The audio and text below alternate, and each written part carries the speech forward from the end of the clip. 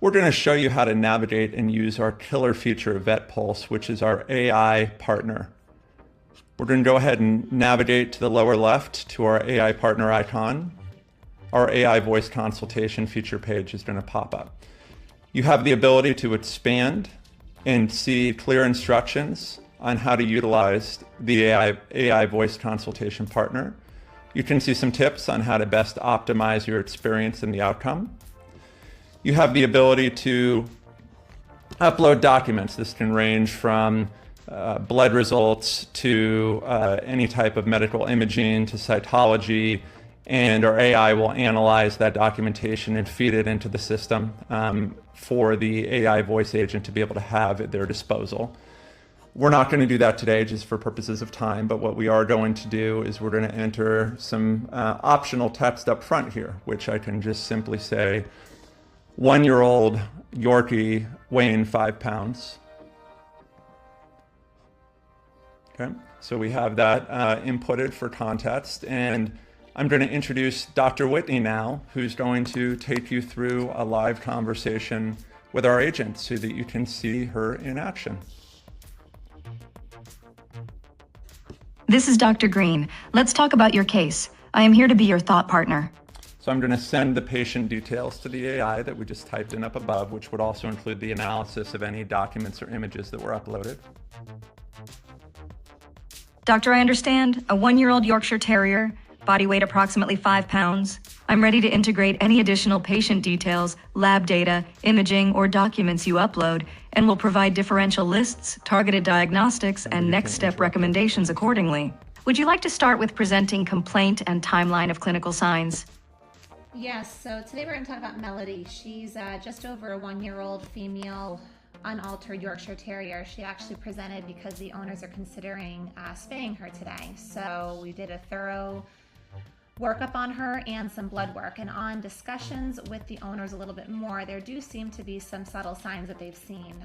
Over the last just under a year that they've had her, they've noticed that she's been very difficult to train. In addition, she has never been fully house trained despite significant efforts to do that, and she continues to have small accidents throughout the house.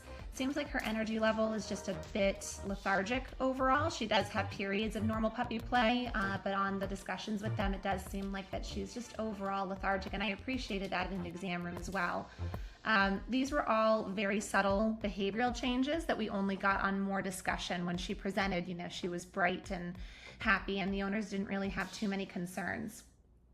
We did initial blood work, and I've got some concerns. Her blood work, there's nothing majorly alarming, but her PCV is just a bit low. Despite the PCV being low, the red blood cells were within normal limits. She had a mild hypoglycemia on presentation as well, and I also noticed that her BUN was a bit decreased. So putting all of these things together, they're all minor, but I am concerned about this 1-year-old animal and having these changes already and what could possibly be going on, especially considering that we might want to consider anesthesia on her. Doctor agreed that the constellation is subtle but concerning, especially pre-anesthesia. Small breed, juvenile, lethargy, training difficulty, persistent house soiling, mild hypoglycemia, low BUN, slightly low PCV with normal RBC count. That pattern strongly raises congenital portosystemic shunt or microvascular dysplasia as top differentials. Less likely but possible, occult GI disease with poor intake, endocrine rarities, or artifact from sample handling. Before committing to spay today, I would defer anesthesia and pursue liver-focused screening. Resting fasting and 2-hour postprandial bile acids, fasting ammonia or ammonia tolerance if feasible, abdominal ultrasound with Doppler by someone experienced in shunts, and a quick urinalysis looking for ammonium biurate crystalluria and specific gravity. Do you have a fasting status and urine sample available from today? I have a urine sample, but it is not fasted. My first thought was also to do the bile acids as well. I think that plan is great, but the owners are concerned about cost, and they're also very much still focused, thinking they have a healthy puppy and that they want to move forward with, doing this spay. So if I had to prioritize these tests, how would you prioritize them? And can you give me some good communication strategies on how to deliver this news, which is going to be very different than what they expected? Doctor, I would pause the spay today. Prioritize as follows, aiming for highest yield per dollar and anesthesia risk mitigation. 1 paired bile acids. Fast 8 to 12 hours, collect resting sample, feed a small standardized meal. Sample again at 2 hours. This is the single best screen for congenital shunt or MVD in primary care. 2, your analysis with sediment on the sample you have now, plus crystalluria check for ammonium biuret and specific gravity. Even non-fasted biurates and an inappropriately low specific gravity can support suspicion and help counseling today. 3, focused abdominal ultrasound with Doppler by an imager experienced in shunts.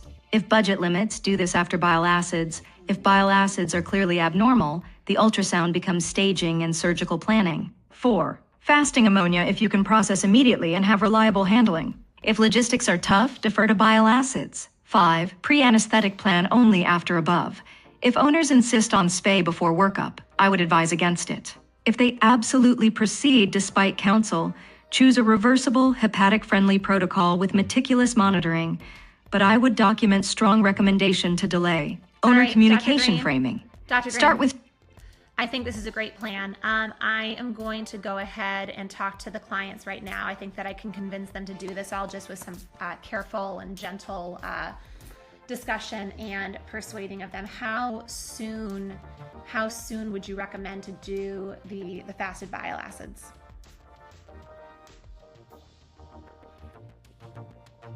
Doctor, as soon as tomorrow if you can control the fast. Withhold food for about 12 hours overnight. Allow water. Collect the resting sample first thing in the morning. Feed a small standardized fat-containing meal, then draw the postprandial sample at about 2 hours. If today's schedule allows an 8 to 10 hour fast, you can do it late day. But I prefer the clean overnight fast to minimize hypoglycemia risk in a toy breed. If she trends low glucose, consider a slightly shorter fast of about 8 hours and monitor pre-sample glucose, aborting if clinical hypoglycemia develops.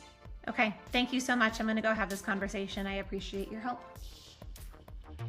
You're welcome, doctor. Emphasize safety first and that a simple bile acid screen now can prevent a much riskier anesthetic later. If they agree, schedule the overnight fast and paired samples tomorrow.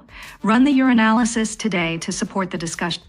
Okay, we're going to go ahead and turn her off now, and thank you, Dr. Whitney, for your help. What you have the ability to do now at this point is you can email the transcript anywhere that you would like, and it will come out in a very nicely formatted email. You can send it to yourself, any of your staff, your client. Additionally, you can convert to SOAP notes. So you can take this entire transcript. Very quickly, we have a number of AI agents that are working behind the scenes to analyze this transcript and turn it into a very robust SOAP note document.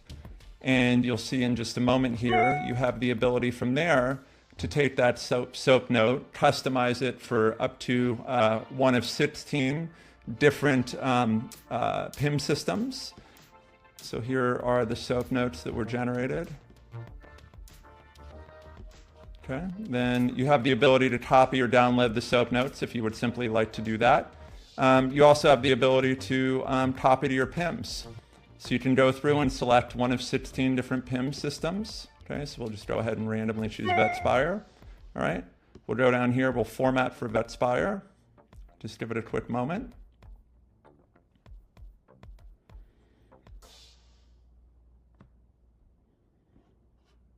There we go. And here it is formatted for VetSpire. So you can have that. You would have the patient name in here. It would have any identifiers you would enter in your profile up front, so you would not have to do this more than once. You can copy the formatted content, put it directly into your PIM system. In addition to this, you have the ability to generate a client handout to the extent that you would like. And if you want to refer back to this later, you can simply go and the consultation itself will be saved down here within just a couple of minutes. Thank you for listening today, and we hope you enjoyed an overview of our killer feature, our AI conversational voice partner.